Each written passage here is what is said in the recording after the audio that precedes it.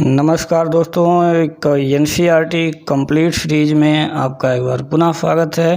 तो अभी हम लोग जो है क्लास 6 एनसीईआरटी ज्योग्राफी पढ़ रहे हैं और उसमें 2 चैप्टर हम लोगों ने देख लिया था। आज तीसरे चैप्टर पर हम लोग चर्चा करेंगे और तीसरा चैप्टर क्या है, पृथ्वी की गतियाँ। तो ये चैप्टर दोस्तों काफ़ी महत्वपूर्ण है और इस चैप्टर में हमें 2 चीज़ें जो है बहुत अच्छे से सीखना है। हम जानते हैं कि पृथ्वी की गति 2 प्रकार की होती है, एक घूर्णन होता है और दूसरा परिक्रमण होता है। ठीक है, घूर्णन और परिक्रमण। तो दोस्तों हम लोगों ने लट्टू देखा होगा, लट्टू, ठीक है, जो अपने ही अक्ष पर ऐसे घूमता रहता है, उसे हम क्या कहते हैं, घूर्णन कहते हैं। उसे हम क्या कहते हैं, घूर्णन कहते हैं। और जो देखते हैं कि जो पृथ्वी होती है वो सूर्य के चारों ओर क्या करती है, ऐसे दीर्घवृत्ताकार पथ में ऐसे चक्कर लगाती है, उसको हम क्या कहते हैं, परिक्रमण कहते हैं। तो पृथ्वी की 2 गतियाँ होती हैं, एक तो वो अपने अक्ष पर ही क्या करता है, घूमता रहता है, उसको हम क्या कहते हैं, घूर्णन कहते हैं। ये जो घूम रहा है इसको हम क्या कहते हैं, घूर्णन। और एक ये सूर्य के चारों तरफ जो चक्कर लगाता रहता है उसे क्या कहते हैं, परिक्रमण। तो पृथ्वी की 2 प्रकार की गति होती है। इसी 2 प्रकार की गतियों से ये पूरा चैप्टर जो है डिपेंड है। और हम लोग जानते हैं कि इन्हीं 2 गतियों पर ही जो है महत्वपूर्ण बातें जो है संबंधित हैं। और वो क्या हैं, हम जानते हैं कि पृथ्वी के घूर्णन से ही क्या होता है, दिन और रात होते हैं। ठीक, पृथ्वी के घूर्णन करने से ही दिन और रात होते हैं। पृथ्वी घूर्णन करती है, उसका जो पार्ट सूर्य के सम्मुख होता है वहाँ दिन होता है और उसके पिछले वाले भाग पर रात होता है। तो पृथ्वी जो है पश्चिम से पूर्व की तरफ लगातार घूम रही है, इस कारण जो है पृथ्वी पर दिन और रात चेंज हो रहे हैं। दूसरा परिक्रमण है। तो परिक्रमण से महत्वपूर्ण जो चेंजिंग होती है वो ये होती है कि ऋतुओं में परिवर्तन। तो हम ऋतुओं में परिवर्तन देखते हैं, जैसे कि ठंडी, जाड़ा, बरसात। ठीक है, तो ये जो ऋतु में चेंजिंग आ रही है ये किस कारण आ रही है दोस्तों, तो ये पृथ्वी के परिक्रमण के कारण आ रही हैं। और हम जानते हैं कि पृथ्वी अपने अक्ष पर 23.5 डिग्री झुकी हुई है। तो ये झुकने के कारण जो सबसे बड़ी चेंजिंग आती है वो क्या आती है कि ध्रुवों पर 6 महीने दिन और 6 महीने रात होते हैं। तो इन्हीं सारी चीज़ों के बारे में इस चैप्टर में बहुत अच्छे से समझाया गया है, वही चीज़ें हम इस चैप्टर में सीखेंगे। तो चलिए शुरू करते हैं और देखते हैं कि क्या है इस चैप्टर में जो हमें पढ़ना है। बताया गया कि पृथ्वी की गति 2 प्रकार की होती है, घूर्णन होती है और दूसरा परिक्रमण होता है। पृथ्वी का अपने अक्ष पर घूमना क्या कहलाता है, घूर्णन कहलाता है। सूर्य के चारों ओर एक स्थिर कक्षा में पृथ्वी की गति को क्या कहते हैं, परिक्रमण कहते हैं, जो कि आपको पहले बता दिया गया। ठीक, पृथ्वी का अक्ष क्या है, एक काल्पनिक रेखा है और इसके कक्षीय सतह से कितने 66.5 अंश का कोण बनाता है, जो आपको पिछले वाले चैप्टर में ही बता दिया गया। ठीक है, वह समतल जो कक्ष द्वारा बनाया जाता है उसे कक्षीय समतल कहते हैं, ये भी आपको पिछले चैप्टर में अच्छे से बता दिया गया है। ठीक, पृथ्वी सूर्य से प्रकाश प्राप्त करती है। पृथ्वी का आकार किसके समान है, गोले के समान है। आगे हम लोगों ने पढ़ा था पृथ्वी का आकार कैसे है, जियोइड यानी कि भू-आभ। इसलिए एक समय में सिर्फ इसके आधे भाग पर ही रोशनी प्राप्त होती है, एक समय में केवल आधे भाग पर ही रोशनी प्राप्त होती है और दूसरे आधे भाग में क्या होती है, अंधेरा रहता है। ठीक, चलिए और आगे देखते हैं इसमें क्या लिखा है। अब देखिए, ग्लोब पर वह वृत्त जो दिन तथा रात को विभाजित करता है उसे प्रतिदीप्त वृत्त कहते हैं। ठीक, ग्लोब पर वह वृत्त जो दिन तथा रात को विभाजित करता है उसे प्रतिदीप्त वृत्त कहते हैं। यह वृत्त अक्ष के साथ नहीं मिलता है, जैसे कि चित्र 3.2 में आपको मैं अभी दिखा देता हूँ। ये देखिए, ये क्या है, प्रतिदीप्त वृत्त है, ये जो लाइन खींची गई है, ठीक है। और ये अक्ष के साथ नहीं मिलता है, क्यों नहीं मिलता है, क्योंकि हम देख रहे हैं अक्ष कौन सा है हमारा, ये है, ठीक है। अक्ष क्या है, ये है, और जो प्रतिदीप्त वृत्त है ये है, तो उसके साथ नहीं मिलता है। ये आप इसमें से बहुत आसानी से देख सकते हैं, ठीक है। चलिए, अब घूर्णन के समय काल को क्या कहा जाता है, पृथ्वी दिन कहा जाता है। घूर्णन के समय काल को पृथ्वी दिन कहा जाता है, ठीक है। चलिए आगे देखते हैं। अब ये पिक्चर दिया है, इस पिक्चर के माध्यम से हम लोग क्या सीखेंगे, आपको इसके पहले ही बताया गया था कि ये देखिए कक्षीय, पृथ्वी का कक्षीय समतल, ये पृथ्वी का कक्षीय समतल है, ठीक है। पृथ्वी का कक्षीय समतल है और ये पृथ्वी का अक्ष है, ठीक। अब कक्षीय समतल से ये जो कोण बन रहा है आप लोग देख रहे होंगे कितना, 66.5 अंश का, ठीक है। तो कक्षीय समतल से कितने अंश का कोण बनाता है, 66.5 अंश का। और एक रेखा आप देख रहे होंगे पृथ्वी के कक्षीय समतल पर लंब, ये वाला रेखा, और ये जो है अक्ष से क्या होता है, 23.5 अंश का कोण बनाता है। ये कर्क रेखा है, विषुववृत्त है, और ये मकर रेखा है, ठीक। तो कक्षीय समतल जो बिल्कुल एकदम समतल में हो, यानी कि हॉरिजॉन्टल लाइन, तो हॉरिजॉन्टल लाइन से ये जो पृथ्वी की अक्ष है ये 66.5 अंश का कोण बनाती है, और अक्ष से जो पृथ्वी के कक्षीय समतल पर लंब होता है वो 23.5 डिग्री का कोण बनाता है। तो इस फिगर से आपको ये चीज़ें सीखनी है, और इस फिगर से आपको प्रतिदीप्त वृत्त के बारे में जानना है, ठीक है। जो कि अक्ष होता है उससे नहीं मिलता है, उससे बिल्कुल अलग होता है। घूर्णन के कारण पृथ्वी पर दिन व रात देख रहे होंगे कि वृत्त के केवल आधे पार्ट पर जहाँ पर सूर्य की रोशनी पड़ रही है वहाँ पर दिन है, और पिछले पार्ट पे रोशनी नहीं पड़ रही है तो वहाँ पर क्या है, रात है, ठीक है।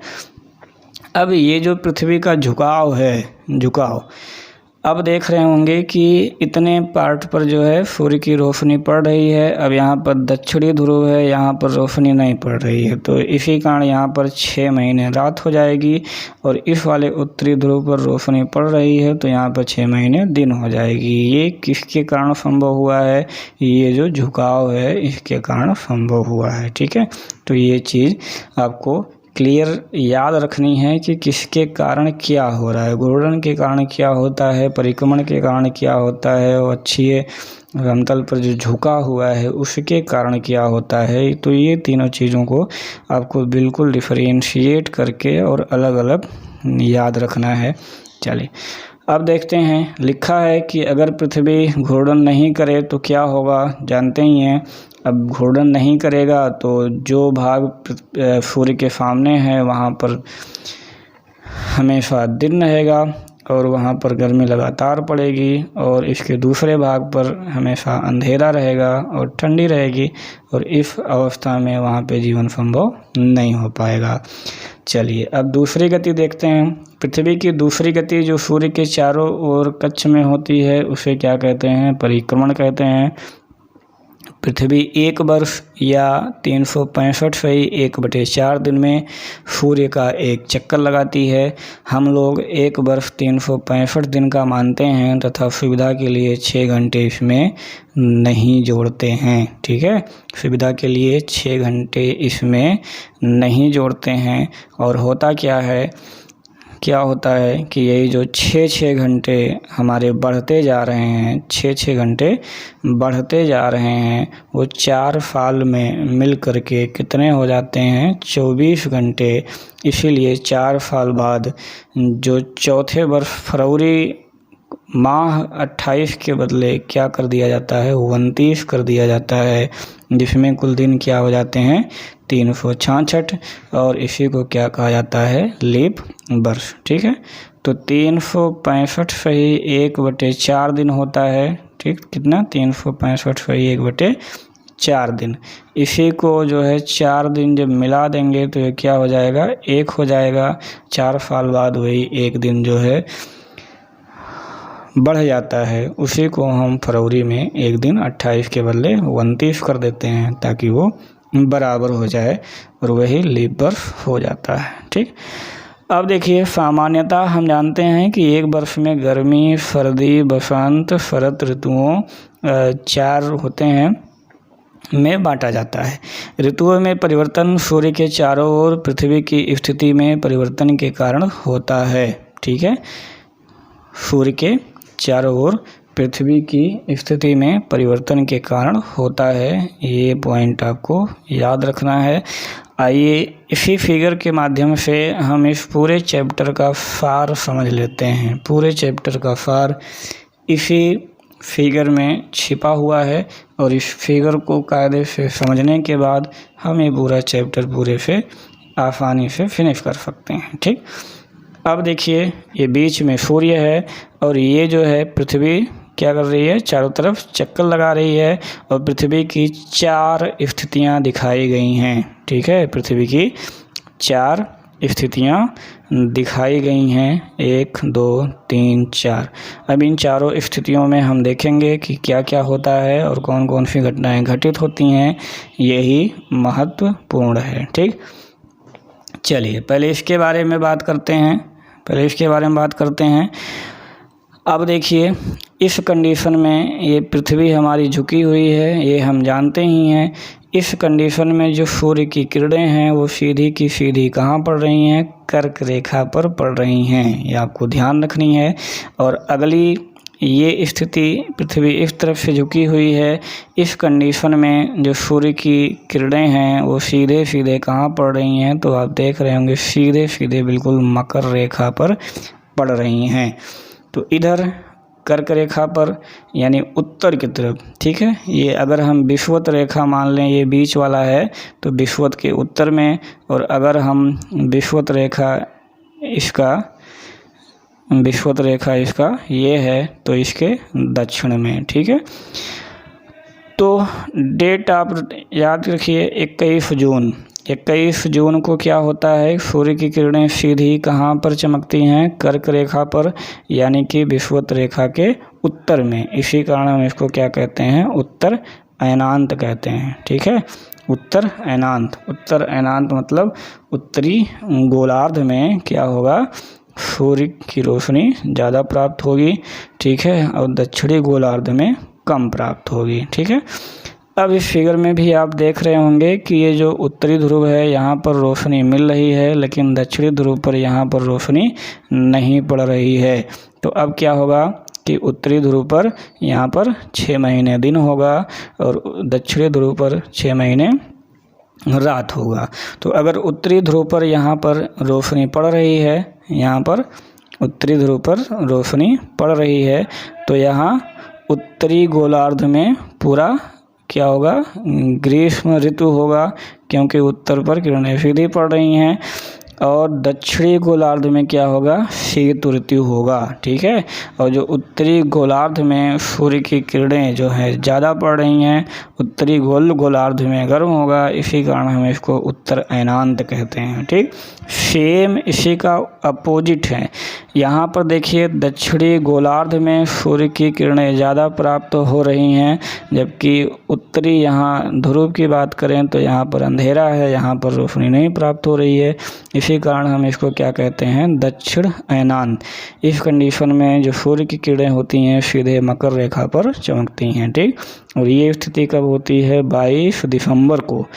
अब यहाँ पर दक्षिणी गोलार्ध में क्या होगा, ग्रीष्म ऋतु, और उत्तरी गोलार्ध में क्या होगा, शीत ऋतु। ये आप पूरा का पूरा फिगर के माध्यम से देख करके बहुत ही आराम से इसको आप समझिए। ठीक, तो ये 2 कंडीशन हो गए, उत्तर अयनांत और दक्षिण अयनांत, 21 जून और 22 दिसंबर। ठीक है, 21 जून को क्या होता है, सूर्य की किरणें सीधे कर्क रेखा पर चमकती हैं। उत्तरी ध्रुव पर जो है उत्तरी गोलार्ध में जो है गर्मी होती है, और दक्षिणी गोलार्ध में क्या होती है, शीत ऋतु होती है। सेम है जिसका उल्टा इस तरफ होता है। ठीक, अब इन दोनों स्थितियों को हम देखेंगे, ये ऊपर और नीचे वाले में। इसमें क्या होता है, ये 21 मार्च का टाइम दिया गया है और ये 23 सितंबर का टाइम दिया गया है। ठीक, अब इस कंडीशन में आप लोग देख रहे होंगे, यहाँ इस कंडीशन में यहाँ छाया थी, इस कंडीशन में पीछे छाया थी, लेकिन इसमें कहीं भी छाया नहीं है। ठीक है, इसमें कहीं भी छाया नहीं है, यानी कि जो सूर्य की किरणें हैं ये पूरे पृथ्वी पर पड़ रही हैं, पूरे पृथ्वी पर समान रूप से पड़ रही हैं। ठीक है, तो इस कंडीशन को हम लोग क्या कहते हैं, विषुव। ये पूरे पृथ्वी पर समान रूप से दिन रात होता है तो हम उसे क्या कहते हैं, विषुव। इंग्लिश में कहते हैं इक्विनॉक्स। कभी कभी इंग्लिश में ही डायरेक्ट दे दिया जाता है, तो इंग्लिश में इसको क्या कहते हैं, इक्विनॉक्स, यानी कि विषुव। विषुव क्या होता है, जिस समय पूरे पृथ्वी पर दिन और रात समान होता है। तो इस कंडीशन में भी और इस कंडीशन में भी, यानी 21 मार्च और 23 सितंबर को क्या होता है, पूरे पृथ्वी पर दिन और रात समान होता है, यानी कि हम उसे विषुव कहते हैं। अब ये जो अक्षीय झुकाव है, पूरे इस अक्षीय झुकाव के माध्यम से हम लोग बहुत अच्छी तरीके से समझ सकते हैं कि उत्तरी ध्रुव में क्या होगा, बसंत ऋतु, और यहाँ दक्षिणी ध्रुव पे क्या होगा, शरद ऋतु। यहाँ उत्तरी ध्रुव पर क्या होगा, शरद ऋतु, और दक्षिणी ध्रुव पर क्या होगा, बसंत ऋतु। ठीक है, तो पूरे फिगर के ही माध्यम से आपको समझ लेना है और आप कभी भी भूलेंगे नहीं। ठीक है, 21, 22, 21 और 23। ठीक है, तो ऐसे भी 21, 22, 23 इस प्रकार से भी आप याद कर सकते हैं, कैसे भी याद कर सकते हैं। बट ये कंडीशन 21 मार्च और 23 सितंबर को क्या होता है, विषुव होता है, और 21 जून को यहाँ उत्तरी वाले पर ज़्यादा पड़ता है, यानी उत्तरायणांत। ठीक है, और उत्तर में जब सूर्य की किरणें ज़्यादा पड़ेंगी तो उत्तरी गोलार्ध में ग्रीष्म ऋतु होंगी, और उत्तरी में ग्रीष्म ऋतु, तो दक्षिण में क्या होंगे, शीत ऋतु ऑटोमेटिक। ठीक है, सेम है। इस तरफ यदि हम देखेंगे तो यहाँ पर देख रहे होंगे कि दक्षिणी गोलार्ध में सूर्य की किरणें अपेक्षाकृत ज़्यादा मिल रही हैं, तो दक्षिणी में ग्रीष्म ऋतु और उत्तर में शीत ऋतु, और सूर्य की किरणें दक्षिणी गोलार्ध में ज़्यादा पड़ रही हैं, इसलिए हम इसे दक्षिण अयनांत कहते हैं। ठीक, अब यही सारी चीज़ें आपको पूरे चैप्टर में समझाया गया होगा। उत्तरी अयनांत क्या होता है, दक्षिणी अयनांत क्या होता है, विषुव क्या होते हैं, और क्या क्या कंडीशंस होती हैं। अब ये सारी चीज़ें आइए हम लोग देखते हैं कि कैसे बताया गया है। ठीक, 4 वर्षों में प्रत्येक के बाद वो जो 6 घंटे मिला करके फरवरी 1929 का कर दिया जाता है, साल 366 का, इसे लीप वर्ष बन जाता है। ठीक है, अब चित्र 3.3 से स्पष्ट है कि पृथ्वी दीर्घ वृत्ताकार पथ पर चारों ओर चक्कर लगाती है, और ध्यान देने योग्य बात यह भी है कि पृथ्वी पूरे कक्षा में एक ही दिशा में झुकी भी हुई है। ठीक है, एक ही दिशा में झुकी हुई होती है, उसके जो झुकने की दिशा है वो चेंज नहीं होती है कि इस तरफ आया चेंज हो गया। ठीक, सामान्यतः एक वर्ष को गर्मी, शरद, बसंत ऋतुओं में बांटा जाता है। ऋतुओं में परिवर्तन किसके कारण होता है, तो पृथ्वी के सूर्य के चारों ओर परिक्रमण के कारण होता है, ये आपको पहले भी बता दिया गया। अब आगे हम लोग देखेंगे वही सेम फिगर वाली। 21 जून को उत्तरी गोलार्ध सूर्य की तरफ झुका हुआ है, सूर्य की किरणें सीधी कर्क रेखा पर पड़ती हैं। इन क्षेत्रों में अधिक ऊष्मा प्राप्त होती है, ध्रुव के पास वाले क्षेत्रों में कम ऊष्मा प्राप्त होती हैं, क्योंकि सूर्य की किरणें वहाँ पर तिरछी पड़ती हैं।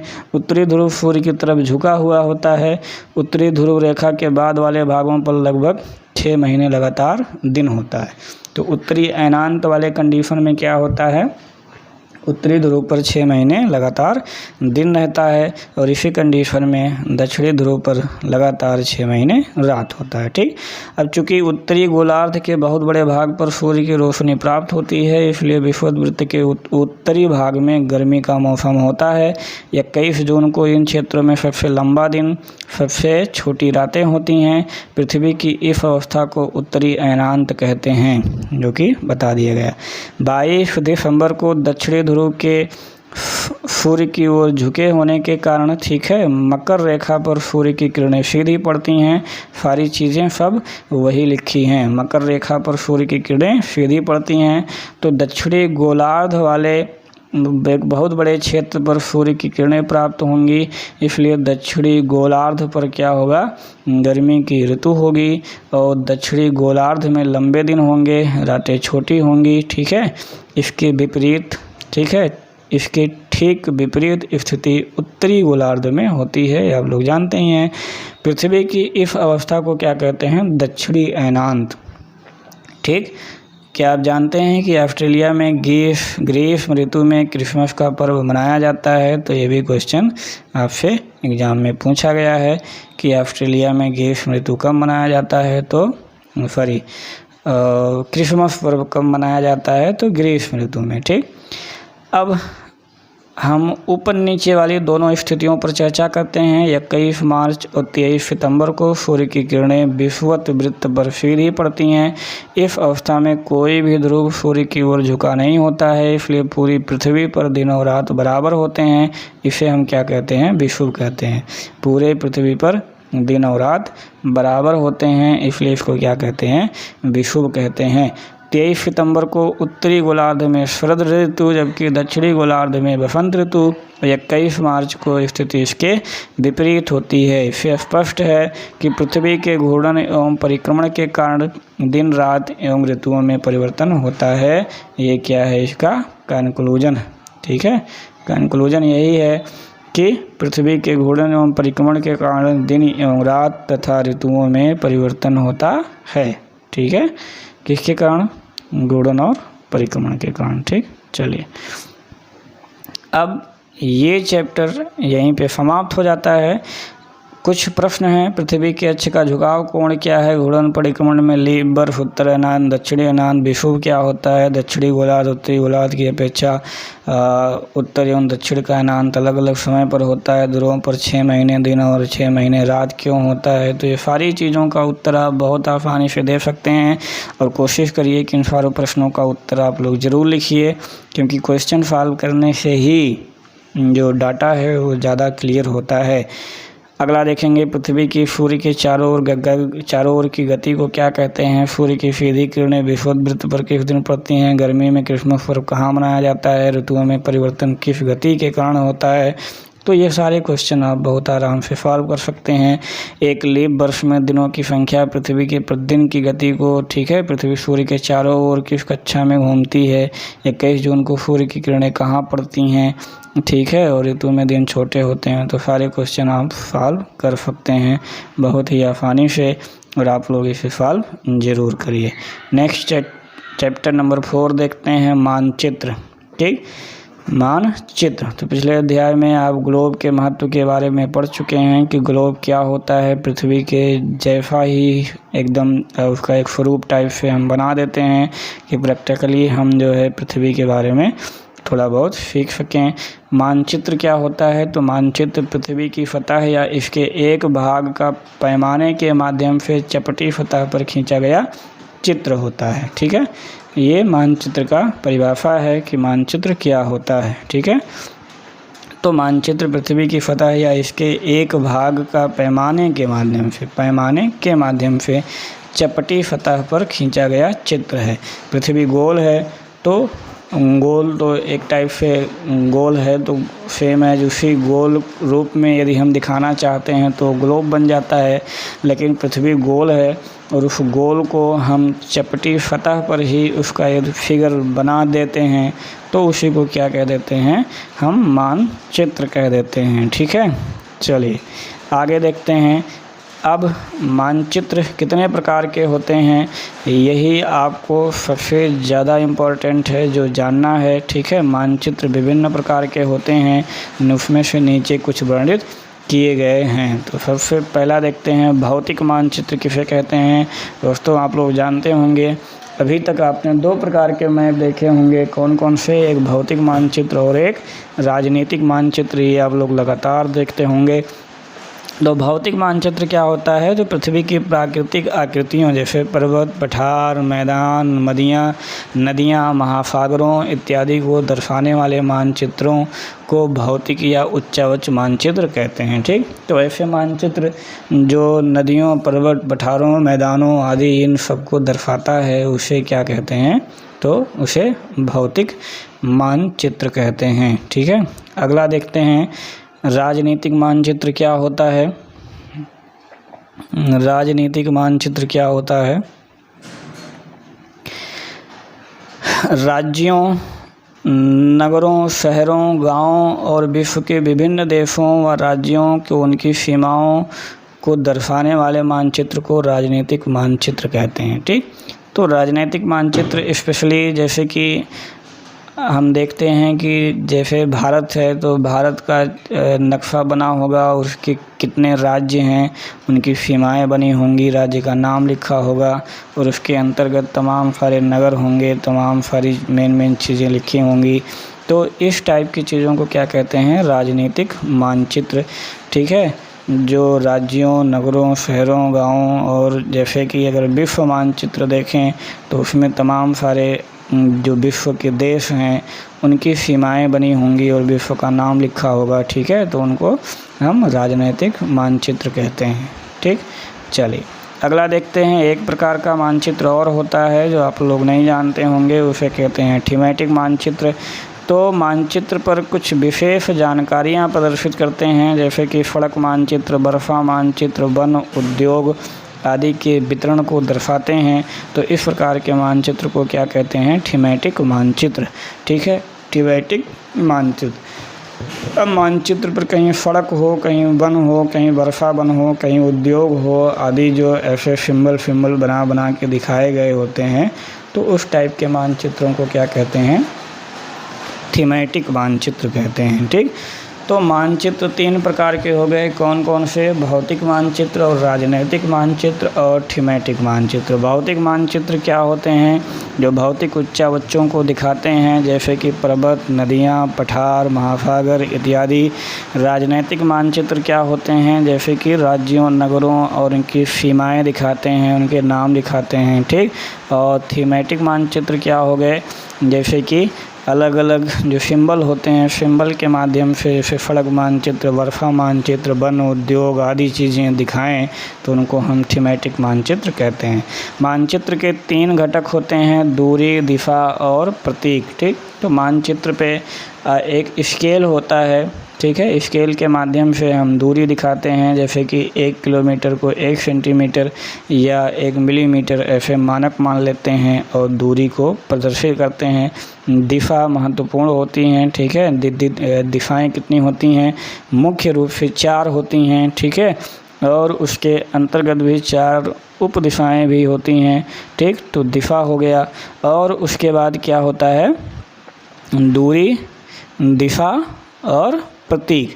तो बहुत सारे प्रतीक जो मानचित्र पर दर्शाए गए होते हैं वो। तो किसी मानचित्र के 3 महत्वपूर्ण चीज़ें होती हैं, दूरी, दिशा और ये जो प्रतीक। अब यहाँ से देखेंगे दूरी, जैसे कि यहाँ से यहाँ के बीच में दूरी क्या है? तो एक स्केल के माध्यम से दिखाया गया होगा। दिशा, ये उत्तर में है और ये पूर्व में है, ये पश्चिम में है। ठीक है, और जो सिंबल होते हैं, सिंबल जैसे पीओ लिखा है, ये पोस्ट ऑफिस हो गया, ये कुआं हो गया। ठीक है, तो इस प्रकार से फलोद्यान हो गया, तो ये सिंबल हो गए। तो 3 चीज़ें जो है महत्वपूर्ण होती हैं मैप पे। ठीक है, मुख्य रूप से 4 दिशाएं होती हैं।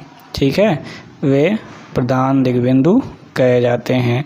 बाकी 4 उप दिशाएं होती हैं, ये आप लोग जानते हैं। प्रतीक में आपको बता ही दिया गया कि प्रतीक जैसे भवन दिखा दिए, सड़क, पुल, वृक्ष, रेल की पटरियाँ, कुएँ आदि सारे ये प्रतीक के माध्यम से मैप पर दिखाए जाते हैं। जैसे देख रहे होंगे बड़ी line, metre line, station line, तो यहाँ प्रतीक दिया गया है। पक्की सड़क है, ये कच्ची सड़क है। ठीक है, नदी, कुआं, तालाब, नहर, पुल। ये नदी है, कुआं है, तालाब है, ये नहर है, ये पुल है।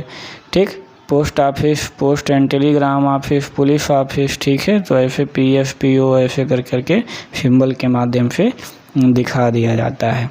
अब यहाँ पर एक बढ़िया मानचित्र बना है। ठीक है, यहाँ पे आरएफ लिखा है, रेलवे स्टेशन। ठीक, पीएफ, पुलिस स्टेशन, ये सारी चीज़ें ऐसे जब मैप बनाया जाता है तो ये सारी चीज़ें ऐसे ही दर्शाई जाती हैं। ठीक, चलिए अब देखते हैं रेखा चित्र क्या होते हैं। कच्चे आरेख को बिना पैमाने की सहायता से खींचा जाता है, इसे ही रेखा कहते हैं। ठीक, अगर कोई चीज़ बनाना है, जैसे रास्ता वास्ता अब लोग बताते हैं कि जैसे को मित्र के घर पे जाना है तो रास्ता ऐसे रफली बना करके दे देते हैं, उसका कोई पैमाना नहीं होता है, उसी को हम रेखा चित्र कहते हैं। सिंपल सा है।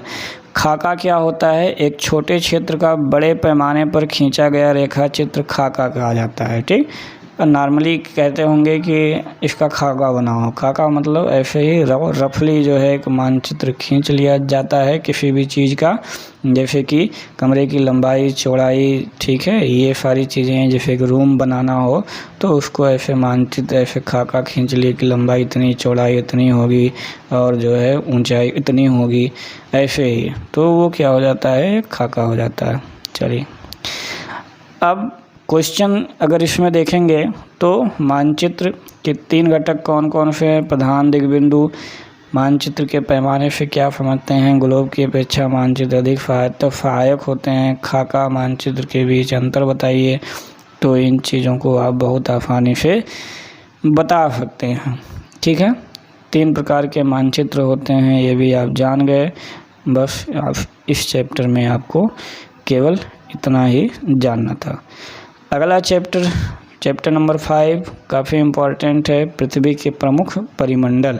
ठीक, अब पृथ्वी के प्रमुख परिमंडल में हम लोग इस चैप्टर में सीखेंगे कि प्रमुख परिमंडल क्या होते हैं। जैसे कि स्थल मंडल होते हैं, जल मंडल होते हैं, वायुमंडल होते हैं और जीव मंडल होते हैं। ठीक है, तो ये इन मंडलों के बारे में हम लोग पढ़ेंगे। स्थल मंडल में क्या क्या होता है उसमें पढ़ेंगे, और जल मंडल में कितना जल क्या क्या कहाँ पाया जाता है उसको सीखेंगे, और वायुमंडल में कौन कौन सी वायु की परतें हैं इसको देखेंगे। ठीक, और जैव मंडल किसे कहते हैं और जैव मंडल में क्या क्या चीज़ें पाई जाती हैं उसको सीखेंगे। तो इतनी सारी चीज़ें हम इस चैप्टर में सीखने वाले हैं। तो चलिए शुरू करते हैं, और जो भी ये हमें सिखाता है उसको हम लोग सीखते चलते हैं। जैसा कि आप पिछले अध्याय में पढ़ चुके हैं कि पृथ्वी एक अद्भुत ग्रह है। ठीक है, क्योंकि एकमात्र ऐसा ग्रह है जहाँ पर जीवन संभव है। ठीक, यहाँ पर भूमि, जल, हवा आदि सारी चीज़ें मौजूद हैं जो जीवन जीने के लिए आवश्यक हैं। ठीक, पृथ्वी की सतह ऐसी सतह है जिसमें पर्यावरण के 3 महत्व घटक आपस में मिलते हैं तथा एक दूसरे को प्रभावित करते हैं। पृथ्वी का ठोस भाग जिस पर हम रहते हैं वह क्या कहलाता है? भूमंडल कहलाता है। गैस की परतें जो पृथ्वी के चारों ओर घेरती हैं उसे क्या कहते हैं? वायुमंडल कहते हैं। यहाँ ऑक्सीजन, नाइट्रोजन, कार्बन डाइऑक्साइड तथा दूसरी गैसें पाई जाती हैं। पृथ्वी के बहुत बड़े भाग पर जल पाया जाता है जिसे जलमंडल कहते हैं, और जलमंडल में जल की 3 अवस्थाएं बर्फ, जल, जलवाष्प सम्मिलित हैं। जीवमंडल एक सीमित क्षेत्र है जहाँ पर स्थल, जल और वायुमंडल तीनों मिलते हैं। जहाँ पर तीनों मिलते हैं वहाँ पर जैव मंडल का निर्माण होता है। तो यहाँ पर हमने देखा कि स्थल मंडल, वायुमंडल, जल मंडल, जीव मंडल किसे किसे कहा जाता है। अब इसी के बारे में एक एक के बारे में हम आगे अध्ययन करेंगे। जैसे कि भूमंडल इसमें दिया गया है, तो पृथ्वी के ठोस भाग को भूमंडल कहा जाता है। यह भूपर्पटी की चट्टानों तथा मिट्टी की पतली परतों से बना होता है जिसमें जीवों के लिए पोषक तत्व पाए जाते हैं। पृथ्वी की सतह को मुख्यतः 2 भागों में बांटा जा सकता है। कौन कौन से? एक स्थलीय भूभाग जिसे महाद्वीप के नाम से जानते हैं, और जलाशयों को जिसे महासागरीय बेसिन के नाम से जानते हैं। हम जानते हैं कि जो विश्व के सभी महासागर हैं वो आपस में क्या हैं? एक दूसरे से जुड़े हुए हैं, और ये चीज़ें हम विश्व के मानचित्र पर देख सकते हैं। क्या सभी स्थलीय भूभाग एक दूसरे से जुड़े हुए हैं? तो बिल्कुल नहीं, स्थलीय भूभाग एक दूसरे से नहीं जुड़े हुए हैं, लेकिन विश्व के जो महासागर हैं वो एक दूसरे से जुड़े हुए हैं। समुद्री जल का तल सभी जगह समान होता है। समुद्री जो जल होता है उसका तल पूरे आप पृथ्वी पर कहीं भी लोगे तो एक समान होगा। क्यों होगा? क्योंकि ये भी आपको पहले ही बताया गया कि जो महासागर हैं वो क्या हैं, आपस में एक दूसरे से जुड़े हुए हैं। तो कहीं भी स्थल की ऊंचाई नापा जाता है तो उसे किस में नापा जाता है? समुद्र तल से मापा जाता है। क्यों मापा जाता है? क्योंकि समुद्र तल पूरे पृथ्वी पर एक समान होता है, ठीक है, और समुद्र तल को शून्य माना जाता है, इसीलिए समुद्र तल से ऊंचाई लिखा रहता है। आप लोग बहुत जगह देखे होंगे, ठीक। अब ये जो फिगर है ये काफ़ी महत्वपूर्ण है अध्ययन की दृष्टि से। इसमें बहुत सी सारी चीज़ें हैं जो आपको जानने योग्य हैं और आगे आने वाले चैप्टरों में ये आपको बताता भी रहेगा कि हम कितने महत्वपूर्ण हैं, ठीक है। पीछे आ करके देखने की आवश्यकता इसमें पड़ेगी। अब इसमें देखेंगे क्या है कि जितने भी महाद्वीप हैं वो दर्शाए गए हैं, जितने महासागर हैं उसमें वो दर्शाए गए हैं, और महासागरों के आसपास जो महत्वपूर्ण चीज़ें हैं, जैसे कि यहाँ ग्रेट डिवाइडिंग रेंज दिखाई जा रही है, यहाँ पर ग्रेट डिवाइडिंग रेंज दिखाई गई है। ये प्रशांत महासागर, ये हिंद महासागर, ठीक है, एशिया है, यहाँ पे हिमालय पर्वत, तिब्बत पठार, ये यूराल पर्वत जो एशिया को यूरोप से अलग करता है वो दिखाया गया है। और आगे देखेंगे तो ये अंटार्कटिका, ये दक्षिणी महासागर, ये अटलांटिक महासागर है, ये दिखाया गया है। अफ्रीका में ये नील नदी दिखाया गया है जो विश्व की सबसे लंबी नदी है, और ये ड्रैकेनसबर्ग पर्वत दिखाया गया है। एटलस पर्वत काफ़ी फेमस है, ये सहारा मरुस्थल दिखाया गया है, और यहाँ पे आल्प्स पर्वत दिखाया गया है, ठीक। तो काफ़ी महत्वपूर्ण चीज़ें जो है इसमें प्रदर्शित की गई हैं जो कि आपको जानना है। ये प्रशांत महासागर पृथ्वी ये चारों तरफ फैला हुआ है। उत्तरी अमेरिका में यहाँ पर रॉकी पर्वत दिखाया गया है, और यहाँ पर अपलेशियन पर्वत दिखाया गया है, और यहाँ पर ये एंडीज पर्वत जो विश्व की सबसे लंबी श्रृंखला है ये दिखाई गई है। अमेजन नदी विश्व की सबसे लंबी नदी यहाँ पे दिखाई गई है। तो बहुत सारी इन्फॉर्मेशन इसमें है जो कि आप इसे देख सकते हैं। अब कुछ महत्वपूर्ण तथ्यों के साथ हम लोग आगे बढ़ते हैं, देखते हैं विश्व का सबसे ऊंचा शिखर कौन सा है। माउंट एवरेस्ट समुद्र तल से उसकी ऊंचाई कितनी है? 8,848 मीटर ऊंचा है। विश्व का सबसे गहरा भाग प्रशांत महासागर का मोरियाना गर्त है।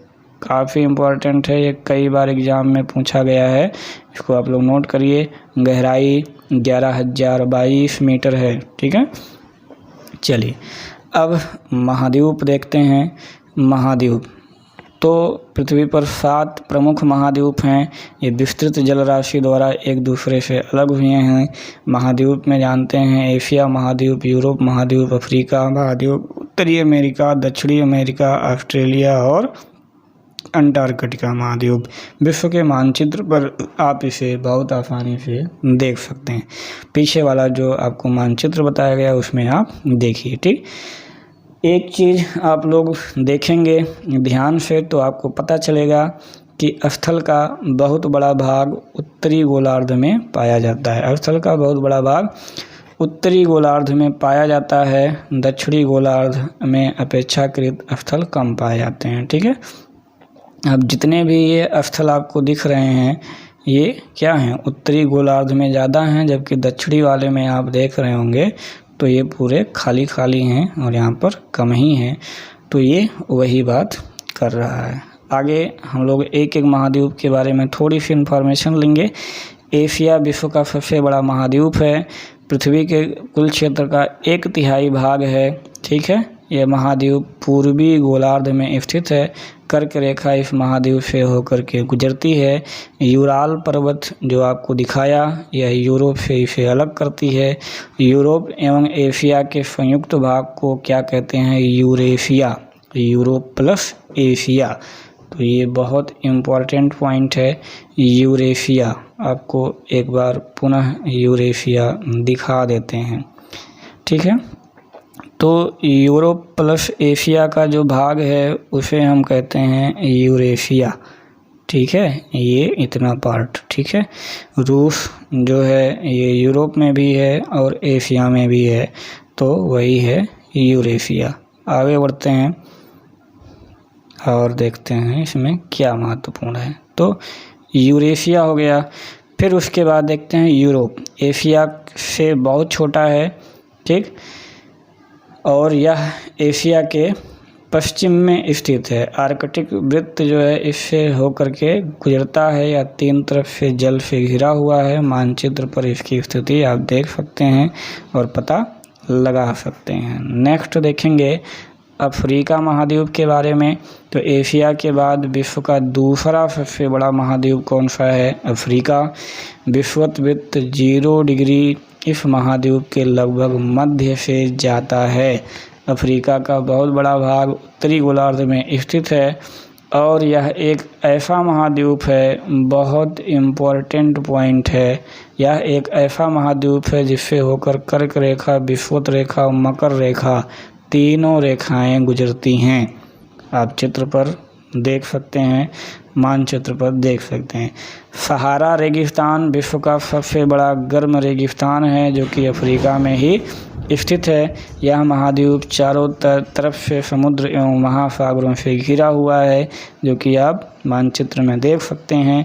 विश्व की सबसे लंबी नदी कौन सी है? नील नदी अफ्रीका से होकर के गुजरती है, जो कि अभी पीछे ही आपको मानचित्र में नील नदी दिखाया था कि ये नील नदी है।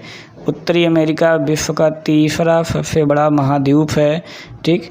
यह दक्षिणी अमेरिका से एक संकरे स्थल पनामा स्थल संधि से जुड़ा हुआ है। किससे? पनामा स्थल संधि। अब अगले ही पेज पे आपको एक चीज़ क्लियर होने वाली है और बहुत अच्छी तरीके से कि स्थल संधि और जल संधि क्या होती है। स्थल संधि और ये क्या है? जल संधि। तो ये आप इसमें बहुत अच्छी तरीके से सीखने वाले हैं। अब देखिए बताया क्या गया कि उत्तरी अमेरिका और दक्षिणी अमेरिका एक फकरे स्थल संधि से जुड़े हुए हैं जिसका नाम क्या है? पनामा, ठीक है। क्या नाम है? पनामा स्थल संधि। स्थल संधि क्या होती है? स्थल का एक फकरा भाग, किसका? स्थल का एक फकरा भाग जो दो बड़े स्थलीय भागों को एक दूसरे से जोड़ता है। तो ये उत्तरी अमेरिका और ये दक्षिणी अमेरिका एक पतली सी एक स्थल से इसको जोड़ती है। क्या जोड़ती है? पतली सी एक स्थल मार्ग है जो इन दोनों बड़े स्थल मार्गों को जोड़ रही है, उसी को हम क्या कहते हैं? स्थल संधि। इधर देखते हैं जल संधि क्या होती है, ठीक। तो पानी का सकरा भाग होता है जो दो बड़े जल राशि जैसे समुद्रों तथा महासागरों को जोड़ता है। अब यहाँ पर ये देखेंगे क्या है? जल संधि। क्यों? क्योंकि इस तरफ बंगाल की खाड़ी है और इस तरफ अरब सागर है। तो बंगाल की खाड़ी और अरब सागर ये दो जल राशियों को एक पतली सी यहाँ पर जल राशि है जो जुड़ी हुई हैं, ठीक है। तो ये दोनों बंगाल की खाड़ी और अरब सागर एक दूसरे से जुड़े हुए हैं बीच में, इसी को क्या कहते हैं? जल संधि। तो भारत एवं श्रीलंका के बीच जो जल संधि है उसका नाम बताओ, तो आप लोग कमेंट में उसका नाम आप लोग ज़रूर बताइएगा कि इसका नाम क्या है। तो दोस्तों इससे क्लियर हो गया होगा कि स्थल संधि क्या होती है और जल संधि क्या होती है। दो बड़े स्थल मार्गों को एक फकरे स्थल से जोड़ दिया जाए तो स्थल संधि, और दो बड़े जल राशियों को एक फकरे जल रास्ते के माध्यम से जोड़ दिया जाए तो जल संधि। बहुत ही सिंपल है, फिगर के माध्यम से आप बहुत अच्छे से याद कर सकते हैं और ये आपको भूलेगा भी नहीं। अब आते हैं दक्षिणी अमेरिका में। तो दक्षिणी अमेरिका का अधिकांश भाग दक्षिणी गोलार्ध में ही स्थित है। अब पूछ रहा है कि इसके पूर्व और पश्चिम में दो महासागर कौन सा हैं? तो पूर्व में और पश्चिम में। तो पूर्व में अटलांटिक महासागर है और दक्षिण में प्रशांत महासागर है, ठीक। विश्व की सबसे लंबी पर्वत श्रृंखला एंडीज। अभी आपको पिछले वाले मैप पे मैंने आपको दिखाया था कि एंडीज विश्व की सबसे लंबी पर्वत श्रृंखला है। कहाँ पर है? ये ऐसे पे फैली हुई है दक्षिणी अमेरिका में। दक्षिणी अमेरिका में विश्व की सबसे बड़ी नदी अमेजन, तो विश्व की सबसे बड़ी नदी अमेजन आपके यहाँ पर बहती है, ठीक है। विश्व की सबसे बड़ी नदी अमेजन कहाँ बहती है? दक्षिण अमेरिका। तो एंडीज विश्व की सबसे बड़ी लंबी पर्वत श्रृंखला दक्षिण अमेरिका में, जो आपको यहाँ पे मिलती है बताया, और अमेजन यहाँ पे बहती है आपको बताया। तो आप पीछे वाले मानचित्र में या आपके पास जो भी मानचित्र है उसमें आप बहुत आसानी से देख सकते हैं। अगला, ऑस्ट्रेलिया विश्व का सबसे छोटा महाद्वीप है जो पूरी तरीके से दक्षिणी गोलार्ध में स्थित है। चारों तरफ महासागरों और समुद्रों से घिरा हुआ है, इसलिए हम इसे द्वीपीय महाद्वीप कहते हैं। द्वीपीय महाद्वीप कहते हैं। द्वीप किसे कहते हैं? जिसके चारों तरफ पानी से घिरा हुआ, जो चारों तरफ पानी से घिरा हुआ हो। अगला, अंटार्कटिका एक बहुत बड़ा महाद्वीप है जो कि दक्षिणी गोलार्ध में स्थित है। दक्षिणी ध्रुव इस महाद्वीप के मध्य में स्थित है। चूँकि यह दक्षिणी ध्रुव क्षेत्र में है, इसलिए हमेशा मोटी जो है बर्फ़ की परतों से ये लगातार ढका रहता है और इस प्रकार यहाँ पर कोई भी मानव निवास संभव नहीं है। बहुत से देश जो है यहाँ पर शोध केंद्र अपना बनाए हुए हैं। भारत का भी शोध केंद्र हैं 2 ठू, मैत्री और दक्षिण गंगोत्री।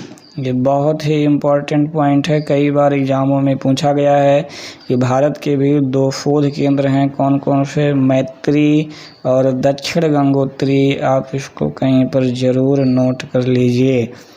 चलिए, स्थल मंडल की बात हो गई, अब हम लोग जल मंडल की बात करते हैं।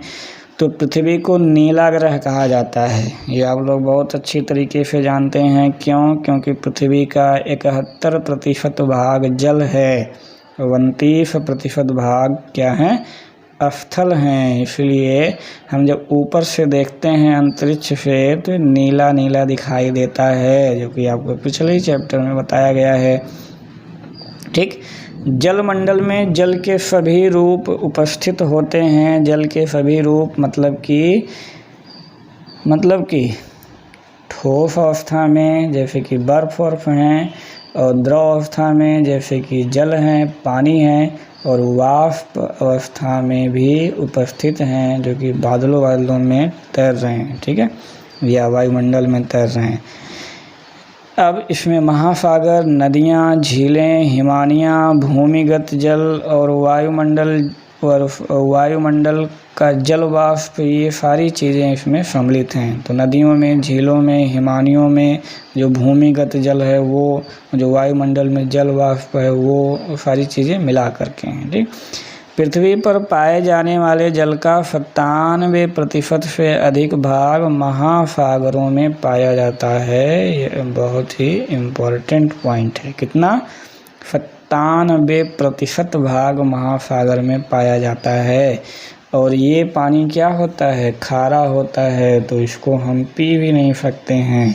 यानी कि जो 100% अगर टोटल हम पानी मान लें तो उसका 97% तो हम पी नहीं सकते हैं, ठीक है। 97% तो हम पी नहीं सकते हैं, 97% से ज़्यादा है, 97.2%। यानी बचा कितना? 2.8% जो कि पीने योग्य है और वह विभिन्न फॉर्म में उपलब्ध है। तो नीला ग्रह होने के बावजूद भी हमें 97% से ज़्यादा जल पीने योग्य नहीं है, ठीक है। सिर्फ कहने के लिए नीला ग्रह है और पानी पीने वाले जल से हम लोग परेशान हैं, ठीक।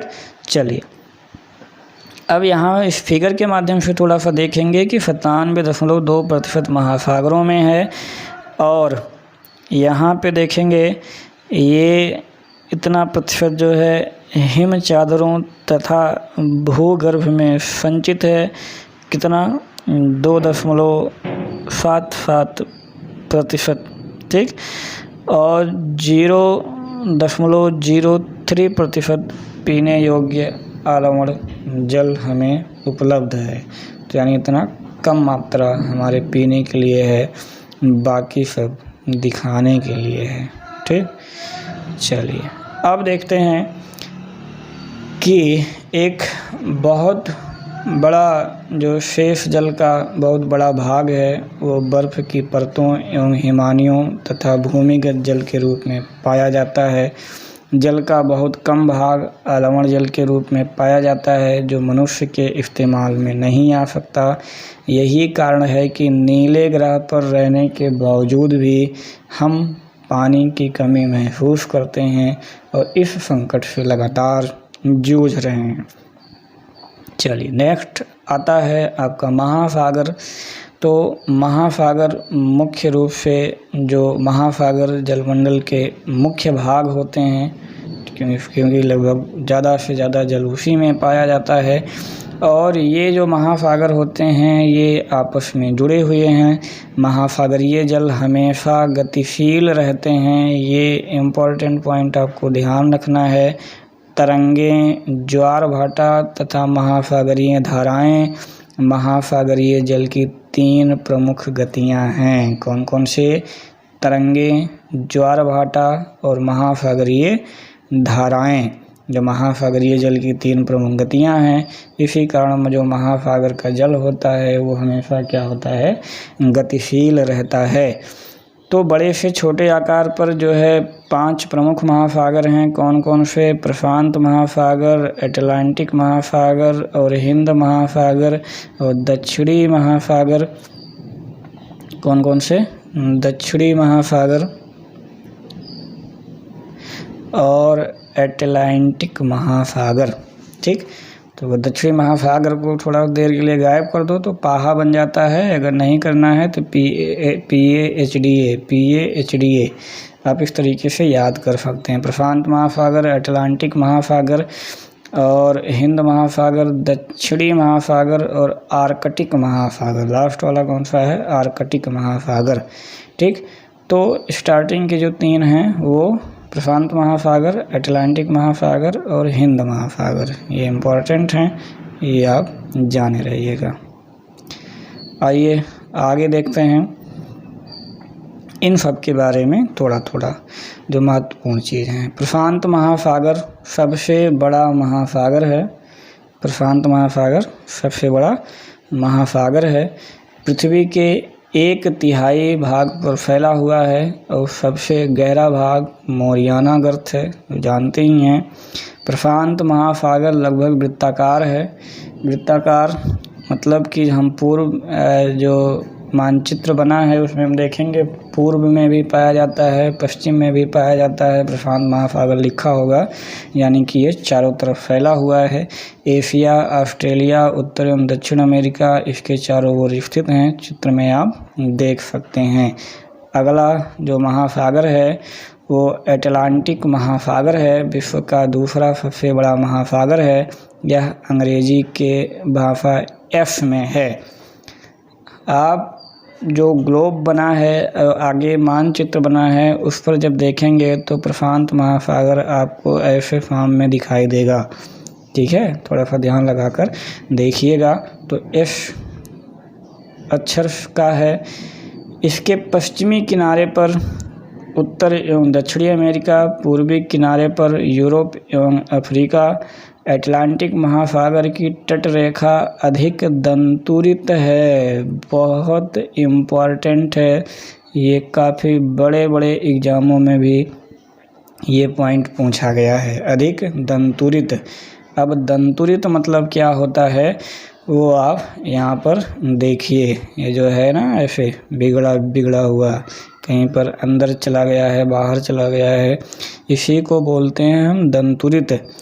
अनियमित एवं दंतुरित तट रेखा प्राकृतिक पोताश्रयों एवं पत्तनों के लिए आदर्श स्थिति है और व्यापार की दृष्टि से यह सबसे व्यस्त महासागर है।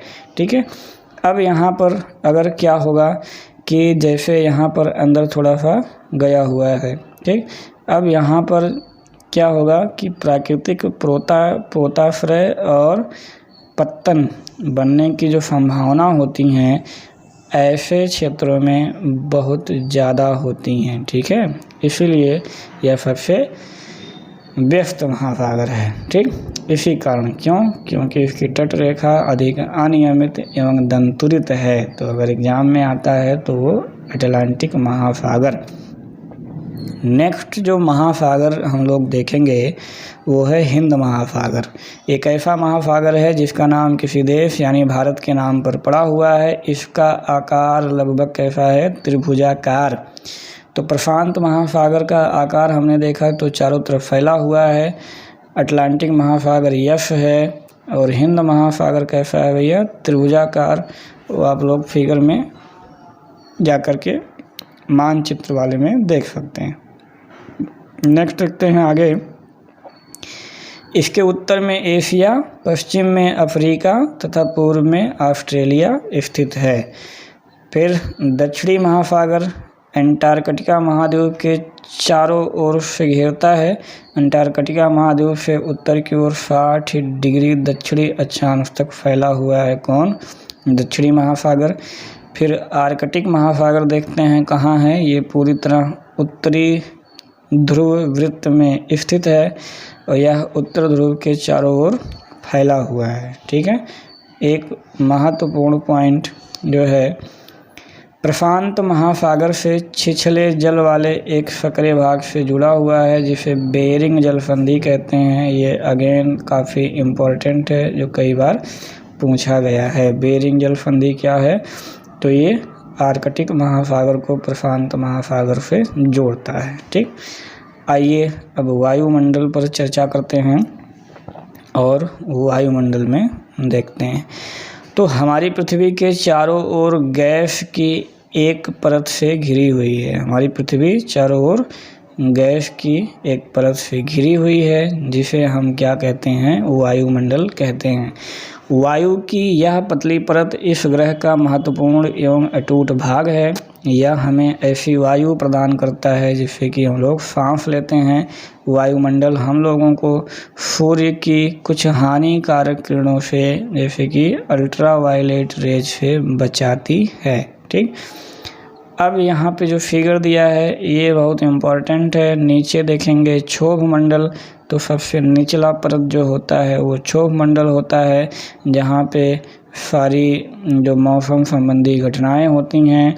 अगला समताप मंडल होता है जहाँ पे तापमान समान होता है, मौसम और बादल संबंधी घटनाएं नहीं होती हैं, यानी कि ये एरोप्लेन उड़ाने के लिए जो है काफ़ी आदर्श होता है। अगला मध्य मंडल होता है। मध्य मंडल में ही जो एस्टेरॉयड अभी आगे बताया था, उल्कापिंडें टूट करके आती हैं तो गर्म हो जाती हैं और जल जाती हैं, तो वो मध्य मंडल में होता है। ठीक है, मध्य मंडल में ये रॉकेट भी। और अगला आयन मंडल। आयन मंडल में क्या होता है कि जो कुछ रेडियो वेव होते हैं वो पृथ्वी से जाते हैं और टकरा करके वापस लौट आते हैं, तो दूर संचार के लिए आयन मंडल काफ़ी इम्पोर्टेंट है। सबसे लास्ट में क्या आता है? ऊपर वाला बहिर्मंडल। ठीक, तो इस प्रकार से थोड़ा सा इन्फॉर्मेशन आप लोग इससे देख सकते हैं। वायुमंडल देखिए, वायुमंडल 1600 किलोमीटर की ऊंचाई तक फैला है। वायुमंडल के उसके घटकों, तापमान, अन्य आधारों पर 5 परतों में बांटा गया है। क्षोभ मंडल, समताप मंडल, मध्य मंडल, आयन मंडल और बहिर्मंडल कहा जाता है। ठीक, अब देखिए, वायुमंडल मुख्यतः ऑक्सीजन, नाइट्रोजन का बना होता है। साफ तथा शुष्क हवा का 99% भाग है। आयतन के अनुसार नाइट्रोजन 78%, ऑक्सीजन 21% तथा अन्य गैसें जैसे कि कार्बन डाइऑक्साइड, आर्गन इत्यादि 1% हैं। ऑक्सीजन सांस लेने के लिए आवश्यक है, जबकि नाइट्रोजन प्राणियों की वृद्धि के लिए आवश्यक है। ठीक है, और कार्बन डाइऑक्साइड बहुत कम मात्रा में है, पृथ्वी के द्वारा छोड़ी गई ऊष्मा को अवशोषित करती है और पृथ्वी हमेशा गर्म रहती है। और CO2 पौधों की वृद्धि के लिए भी आवश्यक है। ऊंचाई के साथ क्या होता है कि वायुमंडल के घनत्व में भिन्नता आती है। जैसे जैसे हम ऊपर की ओर जाते हैं या तेज़ी के साथ घनत्व घटता जाता है, इसलिए पहाड़ों पर जो पर्वतारोही होते हैं वो हवा के घनत्व की कमी के कारण को सांस लेने में कठिनाई होती है। ऊंचाई पर सांस लेने के लिए उन्हें अपने साथ ऑक्सीजन सिलेंडर लेके जाना पड़ता है। ठीक, इस फिगर के माध्यम से जो चीज़ें आप बहुत आसानी से समझ सकते हैं वो क्या है। ये क्या है, स्थल मंडल, यानी पृथ्वी की जो कठोर परतें होती हैं उसे हम स्थल मंडल कहते हैं। ये आपका वायुमंडल है और ये आपका जल मंडल है। और जहाँ पर ये तीनों मिल जाती हैं वहाँ पर ये क्या बन जाता है भैया, जैव मंडल, जहाँ पर जीवन संभव हो जाता है। चलिए, तो ये चीज़ें समझे और आगे देखेंगे। ऊपर की ओर जाते हैं तो तापमान भी घटता जाता है। ठीक है, और वायुमंडल पृथ्वी पर दबाव डालता है। एक स्थान से अलग स्थानों पर जाते हैं तो कहीं कहीं दबाव कम होता है, कहीं कहीं दबाव ज़्यादा होता है। तो वायु क्या होता है कि उच्च दाब से निम्न दाब की ओर बहती है। गतिशील वायु को क्या कहा जाता है, पवन। गतिशील वायु को क्या कहते हैं, पवन।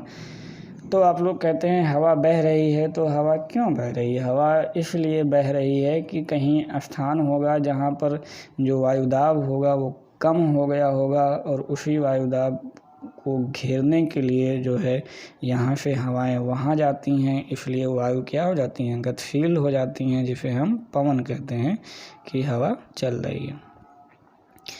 हम जीवमंडल देखते हैं। जीवमंडल स्थल, जल, हवा के बीच का एक सीमित भाग होता है जहाँ पर जीवन मौजूद होता है। जीवों की बहुत सी प्रजातियाँ पाई जाती हैं। सूक्ष्म जीव, बैक्टीरिया से लेकर बड़े बड़े स्तनधारी मनुष्य सहित सभी प्राणी जीवित रहने के लिए एक दूसरे से जुड़े रहते हैं। जीवमंडल में मुख्यतः दो प्रकार के प्राणी, एक जंतु जगत और एक पादप जगत में विभाजित किया जा सकता है। जो पृथ्वी के ये तीनों परिमंडल आपस में जहाँ पर पारस्परिक क्रिया करते हैं और एक दूसरे को प्रभावित करते हैं, वहीं पर जीवन संभव होता है। प्राकृतिक आपदाएं जैसे कि भूकंप से पृथ्वी की सतह में परिवर्तन होता है। हाल ही में देखे होंगे कि सुनामी आई हुई जहां पर अंडमान और निकोबार का कुछ भाग पानी में डूब गया है और झीलों तथा नदियों में दूषित पदार्थों के प्रवाहित हो जाने से वो मानव के इस्तेमाल लायक नहीं रह गया है और इससे क्या हुआ है, दूसरे जीवों को भी काफ़ी नुकसान पहुँचा है। अगला देखेंगे, उद्योग हो गए, तापीय विद्युत संयंत्र हो गए और गाड़ियों से जो कुछ पदार्थ उत्सर्जित होती हैं वो वायु को प्रदूषित करती हैं। कार्बन डाइऑक्साइड वायु का एक महत्वपूर्ण घटक है। कार्बन डाइऑक्साइड की मात्रा में जब वृद्धि होती है तो उससे पृथ्वी के तापमान में वृद्धि होती है, जिसे कि भूमंडलीय तापन कहते हैं। ठीक, इसलिए भूमंडल, वायुमंडल, जलमंडल के बीच प्राकृतिक संतुलन बनाए रखने के लिए पृथ्वी के संसाधनों के सीमित उपयोग की आवश्यकता है। तो दोस्तों, ये चैप्टर समाप्त हुआ और काफ़ी कुछ आप लोगों को इसमें सीखने को मिला होगा। अभ्यास प्रश्न में पृथ्वी के 4 प्रमुख परिमंडल कौन से हैं? पृथ्वी के प्रमुख महाद्वीप बताइए, परत बताइए, नीला ग्रह क्यों कहा जाता है, उत्तरी गोलार्ध को स्थलीय गोलार्ध क्यों कहा जाता है, जीवित प्राणियों के लिए जैव मंडल क्यों महत्वपूर्ण है। तो ये सारी चीज़ें बहुत ही इम्पोर्टेंट क्वेश्चन है। कौन सी पर्वत श्रृंखला एशिया यूरोप को अलग करती है? ठीक है, उत्तरी अमेरिका दक्षिण अमेरिका कैसे जुड़ा हुआ है, पृथ्वी के किस गैस का मतलब कौन सा गैस सर्वाधिक प्रतिशत में है, कौन सा भाग ठोस चट्टानों का बना है, सबसे बड़ा महाद्वीप। बहुत इम्पोर्टेंट क्वेश्चंस हैं जो आपके एग्ज़ाम में पूछे जाते हैं। तो इन सारे एग्ज़ामों को आप ज़रूर इन सारे क्वेश्चनों को आप ज़रूर सॉल्व करिएगा और एक जो है नोट्स बनाइएगा। ठीक है, नेक्स्ट चैप्टर हम लोग चैप्टर 6 पे चर्चा हम लोग नेक्स्ट वीडियो में करेंगे, पृथ्वी के प्रमुख स्थल रूप।